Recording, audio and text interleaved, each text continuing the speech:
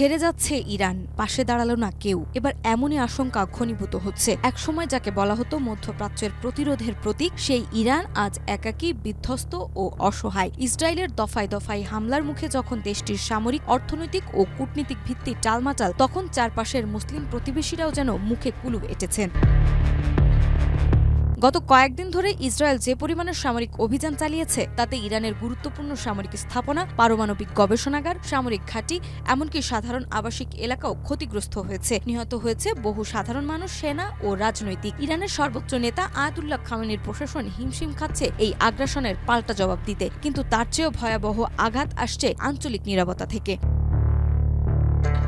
যখন তেহরান ছিন্ন ভিন্ন, তখন বহু মুসলিম প্রধান রাষ্ট্র, যারা একসময় ভ্রাতৃত্বের নামে বিবৃতি দিত, আজ তারাই নীরব দর্শক। সৌদি আরব ইরানের চিরপ্রতিদ্বন্দ্বী, কেবল সংযত বিবৃতি দিয়েই দায় সেরেছে। এদিকে তুরস্ক একদা প্রতিবাদী কণ্ঠ, এখন রপ্তানির হিসাব কষতে ব্যস্ত। জর্ডান, যাকে একসময় মুসলিম ঐক্যের প্রতীক বলা হতো, ইসরায়েলকে নিজের আকাশসীমা পর্যন্ত ব্যবহারের সুযোগ দিয়েছে সেই দেশ। সেই সাথে আরব আমিরাত, বাহরাইন, মিশর, তারা তো মধ্যপ্রাচ্যের নতুন শান্তি চুক্তির ছায়াতলেই আত্মতুষ্ট।